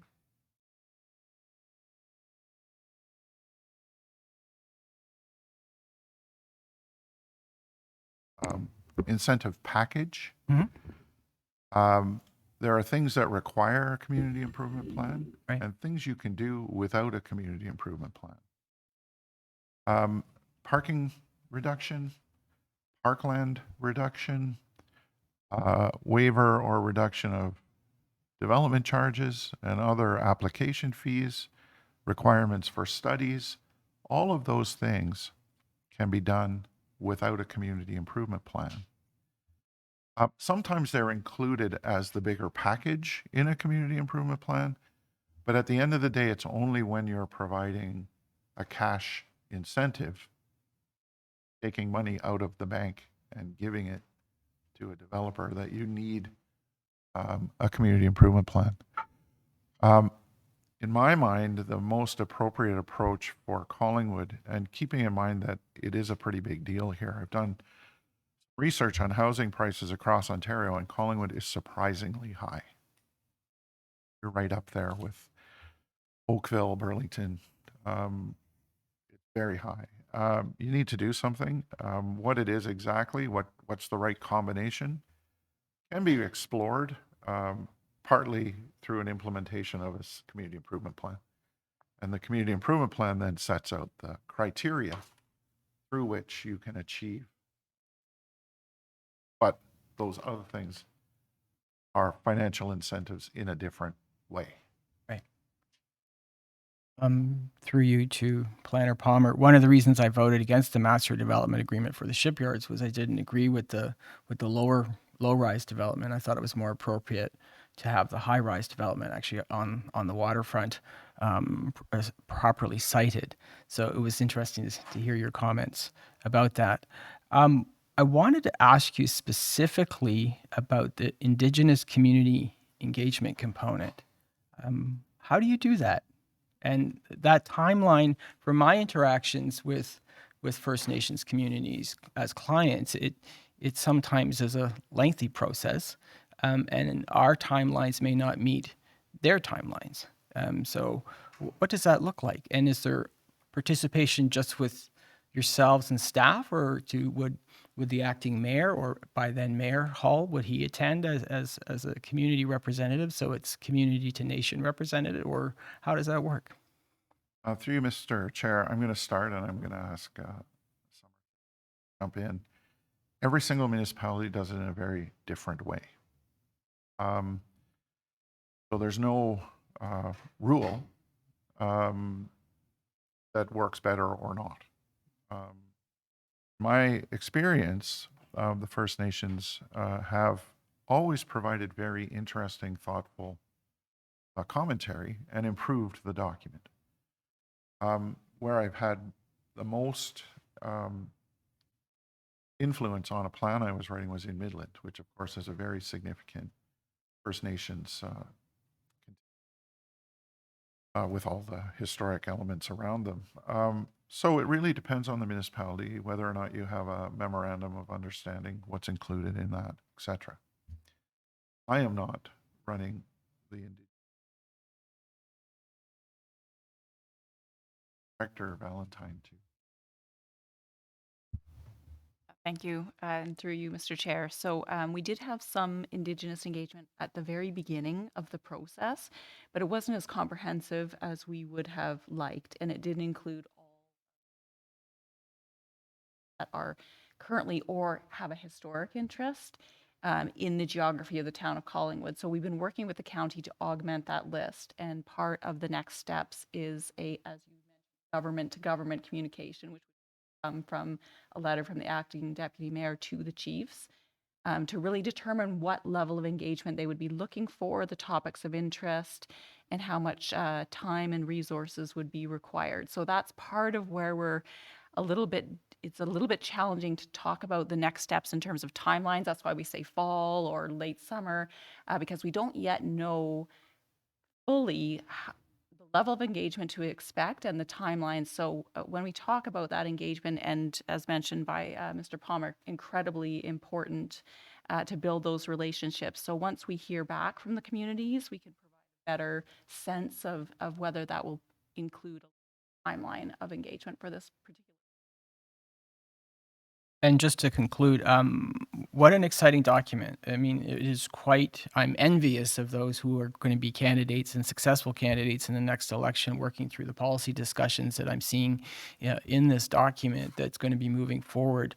What a wonderful opportunity going through the community engagement process for the next few months. If people out there are interested, they should be reading this document and get engaged in that process and learn from some of the best and really influence the community. Just to support Councillor Doherty, I, in the past, probably was not supportive of urban oasis. I like that term, or pocket parks. I don't really like that term. But it's when we see what happened during COVID and people were just needed to be outside in some green space. And the closer it is, the better. That's that learning process of watching what happened during the last 2.5 years certainly has changed my mind, and some of my colleagues have influenced that position as well. So those will be some exciting discussions. But I'm tremendously impressed with what I've read. So thank you very much. Thank you, Councillor Carrier. Councillor Madigan? I can't really add anything other than all my colleagues spoke very, very, very appreciative of this. This is a fantastic document, but I Councillor Doherty brought it up, and I just want to continue with it. Councillor Madigan, can I just interrupt for a moment, please? I'm very sorry to interrupt the meeting, but I was just informed by our ID department that the county is requiring to reboot its full system due to the Rogers issue. So we may lose connectivity at 12 o'clock, which means we might have to recess until it's up and running again. Okay, thank you. I promise I won't speak till 12. Deb brought up something, and then you asked her if First Street was small town character. And it's not, and neither is 3rd Street, neither is Simcoe Street. It's the people that live here. That kind of brings our character. So when change comes, people are afraid. I'm really not excited to talk about a 12-story building, but as a longtime retailer in our downtown, when Walmart came here, it scared a lot of us. But it actually proved to make our town stronger because people weren't leaving our community. They were staying here to shop.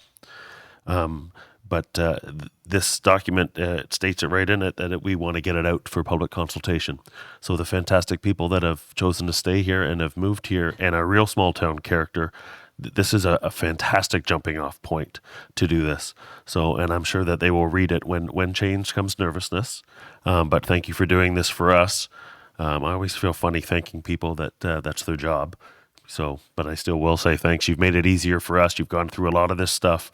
And the public will get back to us and let us know really what's important to them. It's been 2.5 years since we first met, so nice to see you back in Collingwood. I'm sure the apartment on First Street is still as nice as it was in 1978. I would advise just remember your memory, don't go visit it. But again, the people of Collingwood and the public will tell us what to do with this. And it's important that you've dealt with so many other communities within Ontario, with many of the highs and lows that Collingwood has. We're kind of beneficial here that we do have a lot. But it's no surprise to hear that our housing prices are comparable with the Oakville and Burlington, which scares a lot of people. So thank you for doing this again. And I think Deb will agree it is the people that live here that make our small town character, not a building. So I appreciate you. Thank you. Thank you, Councillor Madigan. I'm just going to, Councillor Berman, did you have anything? Okay, thank you. If I may, I just have two very technical questions, and then I'd like to offer a brief comment. And aren't you lucky that I am up against the clock? Otherwise, I probably would go past noon. So, Mr. Palmer, forgive me, in your presentation, you mentioned 2 lower tier municipalities that were approved in context to the county. Midland, was New Tech the second one? Perfect. Okay, thank you. The second was on the map, just out of interest, Schedule 3. it had the mapping of the Pretty River flood fringe. And I was just curious as to the fringe is actually to the west of the Pretty River itself. And there's a gap between the river and the fringe. How does that work? You'd almost think that they're sort of like the other reference that you made in terms of, you're protected, and then there was the lighter green, and then there was a 100-meter buffer. There's no buffer here. Back through yourself, this is a floodplain issue. It is a hangover from your current official plan, but an important one. And just to be clear on the terminology, the adjacent land overlay is not a buffer. It's a trigger so that if there is development within it, you have to do an environmental impact study. Okay. There are no, basically the red line and the hatched area is a line that was prepared by engineers. And part of the reason, my guess, is it's so wonky is it's so flat. So very little flooding can go all over the place when it's flat. But that is a hangover from your current OP. And again, it's an important one because it is a flood issue. Okay, thank you. And I appreciate that Councillor Carrier raised the issue of Indigenous engagement. I too had sort of a similar line of question. And I also appreciate Director Valentine's response or clarification, because in the presentation today, it indicated sort of, step one was two-phase community consultation, then Indigenous engagement. And I appreciate hearing that there has been at least some engagement to date with our Indigenous community on a broader scale. The only comment that I would like to offer, and I am not making this comment, and I'm not offering prejudice or agreement or disagreement, and I do respectfully disagree with you, though, Councillor Carrier. I'm not so sure I would be envious of the next council, because some of these questions are very tough, and it will take tremendous leadership to move things forward. But in the context of density and going up, and one was that I had heard, and I don't honestly recall where and who, and I'm paraphrasing, made a comment that, when you talk about sort of height in terms of 6-story, 10-story, 35 stories, it's irrelevant at a certain point if the width between the buildings is disproportionate. So in other words, if you have a 6-story building adjacent to a 6-story, potentially we'll have 3 at our waterfront, but there is public realm between them, and they're proportionate. When the person or persons are within those public areas in adjacent, they won't feel, I'm going to use the term claustrophobic, because there has been proportion given. And the content was, or the comment that was made was, that applies, that you could go up 35 as long as the proportionate distance between buildings was accurate, to give that sense of space. Because in terms of shadowing, light exposure, et cetera, in the public, I'm not talking about somebody who's actually staying in a building on, say, the 5th or the 40th floor. I'm talking about in the public realm. If you're adjacent to a building that's 6 stories, it doesn't matter if it's 35. You're still in the shadow, per se. And, I just think that it's the context in which these buildings relate to one another that's maybe the more important discussion than the actual height itself, because quite frankly, the challenge will be to accommodate growth and not go out, as you say, in terms of preferring to go up. That is just simply a comment. And the other that I think will be a real challenge is that we have both a reference and we have a point of irony, and then we have the complexity of the fact that we've got persons who are either here or coming to the community who don't identify with a physical geography or a physical boundary. And I don't think that that's necessarily a bad thing. And the challenge, so the reference point would be that, I guess is a good thing, would be that we do have, in fact, a 10-story building, and that's the condo tower. at Rupert Landing. And it's interesting to use that as a reference only in the context of height as it relates to, say, the escarpment in the background, or even in the foreground, depending if you're on the west side looking east, say to the terminals or the lighthouse, et cetera. And then, of course, the irony is that in an effort by some to maybe preserve a heritage legacy, and that be the terminals, one idea, and this is not, again, I'm not prejudicing in terms of the work we're doing, this is a concept that's been put out there for years, and that is that, well, if you were to build condos on the exterior, say, of the north side, you'd be able to preserve the integrity. And the irony, of course, is that you're automatically, I don't know what the exact height would be, but I assure you it's more than 6 stories. So there is a sort of a comfort level to adopting that particular use in an effort to preserve a historical legacy. And so that would be my comment.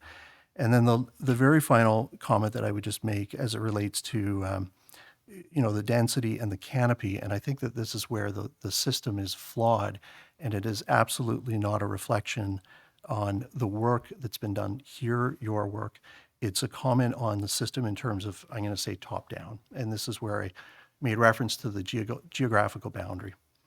So we had a gentleman who, up until about a year and a half, 2 years ago, owned significant acreage on the escarpment, top coming over like a waterfall.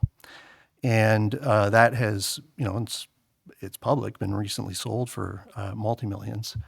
And now there is a movement to perhaps see if, that land in part or all could be protected. And the reality is that, plans have been in the works for decades by the former proponent. So this is in the town of the Blue Mountains. I'm not suggesting one way or the other what's right or what's wrong. But I think it would be interesting in the context of our OP, even though they are in a neighboring municipality, to ask the question. And again, it can't be asked in the sense that, well, if we do one, we guarantee the other, because we can't. Separate municipality, separate county, and it's private lands. But I think it would be interesting just to get a flavor of what people would find in terms of appropriate height and density, would be to say in the question, if you could preserve that land, either for public or just purely for, private but aesthetic purposes, would you be comfortable in increasing the density within the town of Collingwood? That's the question I would pose. Thank you. So I'm under the wire. We still got 3 minutes until the county shuts us down. Anyone else? I'm just wondering if we could maybe pass the motion to go into closed session, just in case we do lose connectivity with our remote participants. Sure. Thank you. Thanks. That's a great suggestion. So, so with that, then, if there are no other questions, comments, we can circle back. I have no issue in doing that. But we'll leave this portion of the meeting. We'll come back to it in terms of passing what's in the document here. And I will move ahead to item 6.1 as suggested. So I'll quickly read it in. I'll look for a mover and seconder. Whereas the clerk hereby concurs the reasons for the in-camera session have been duly reviewed and considered, and the matters are authorized under exception provisions to conduct a closed session in accordance with Municipal Act prior to proceeding into closed session. Therefore be it resolved that this council proceeds in camera in order to address a matter pertaining to, and the bullet points would be the receiving advice that is subject to solicitor privilege, including communications necessary for that purpose, a trade secret or scientific, technical, commercial, or financial information that belongs to the municipality or local board and has monetary value or potential monetary value, and a position plan, procedure, criteria, or instruction to be applied to any negotiations carried on or to be carried by or on behalf of the municipality or local board. The item today for discussion is A. That is the new Tecumseh Water Agreement negotiations. Mover and a seconder, please. I've got Councillor Jeffrey and I've got Councillor Madigan. Any questions before I call the vote? Seeing none, those in favor? And that's unanimous. Thank you. Mr. Palmer, thank you very much. That was excellent. I know I speak for many. We've been looking forward to this day for a long time. And what an exciting document, what an exciting launching point. And we really appreciate your time. Same to you, Director Valentine. And we look forward to the next steps and seeing this come back. So Thank you very much. thank you to both of you. So with that, I'm going to ask that I'm just going to recess if that's okay. Or do you want me to? That would be great. I just got an update from IT that at 12:05 the reboot will happen, and it should take about 10 minutes if nothing goes wrong. So Okay. Now, for clarity, we don't need them to be in camera. well, that's what we're discussing currently because it's through a Zoom for remote participants. So I'm brainstorming some options for them to be able to participate in the meeting. Okay. Yeah, So I'm going to ask that we recess anyways. that'd be great. And that will give opportunity for people to take a few minutes to use facilities, et cetera. And then we'll reconvene, say at 12:05 next door, unless you tell us differently. Does that sound good? Yeah. Perfect. Okay, we're sorry, go ahead. Thank you. Just while we were talking the technicalities, if we think that it could potentially be 10 minutes after 12:05 for the full reboot, would it make sense to take 15 or more minutes to make sure that we have all of our participants? And that may be a question for also the clerk. Yes, through the chair to Sonia, I believe that you were wanting to take a recess, correct? Yes, but Yeah. if that makes sense to just, so we're not trying to figure out, if you want to take 15, I'm fine with that. Okay, so we will recess, 12:15 next door, unless you tell us differently.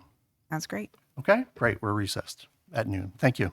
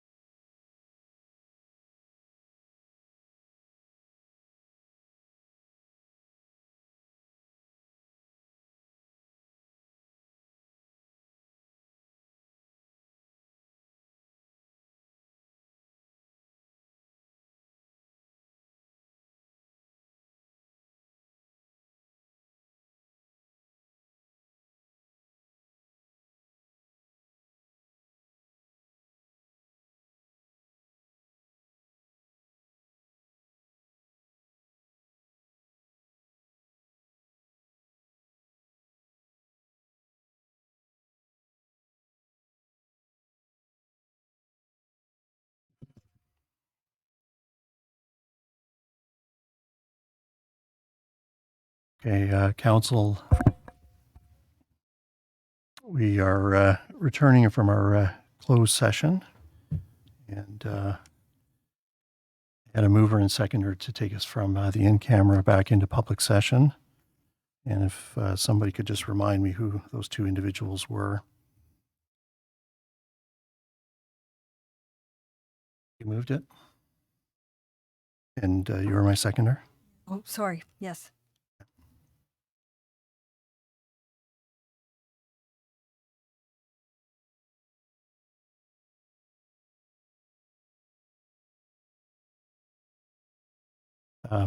Okay. So if I could, just for formality, I've got Councillor Madigan, Councillor Doherty to rise from the in-camera and return to the public session. All those in favor? That's carried unanimously. There is no report as it relates to the in-camera.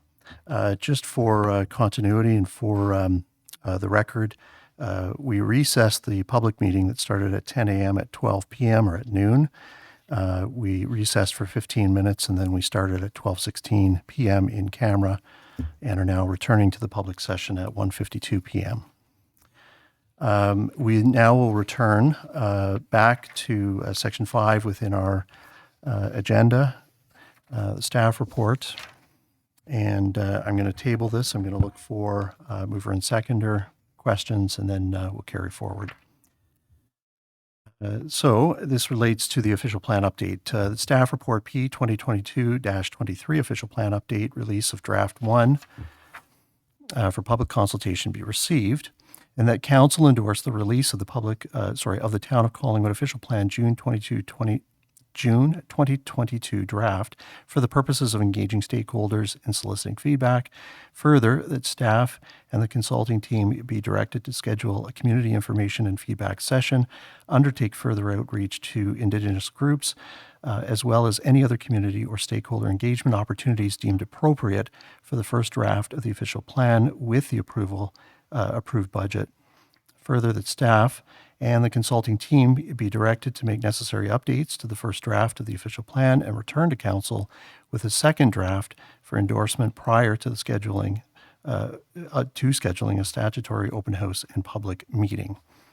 I'm going to actually sever it just for the sake that if anyone wanted to, I haven't been told of anyone wanting to add or change direction, but I will first ask for a mover and seconder for the first and that is to simply receive. Could I get a mover and seconder, please? I've got Councillor Hamlin, Councillor Carrier. Any questions as it relates to receiving the document? Seeing none, call the question. Those in favor? And that's unanimous. Thank you. I will then look for a mover and seconder for the and that, and further that, and further that for the balance. Got Councillor Jeffrey, and I've got the Acting Deputy Mayor McLeod. Are there any questions, comments as it relates to these three paragraphs? Seeing none, I will then call the question. Those in the affirmative, and that is carried unanimously. Great, thank you. That then takes us back down to 7. That's the confirmatory bylaw. And that is that bylaw number 2022-061, being a bylaw to confirm the proceedings of the special meeting of council held July 11, 2022, be enacted and passed this day, being the 11th of July, 2022. Mover and seconder, please. I've got Councillor Madigan, and I've got Councillor Hamlin. Those in the affirmative. Thank you. And with 1:55 p.m. I'll look down the right-hand side here to Councillor Jeffrey. I've got,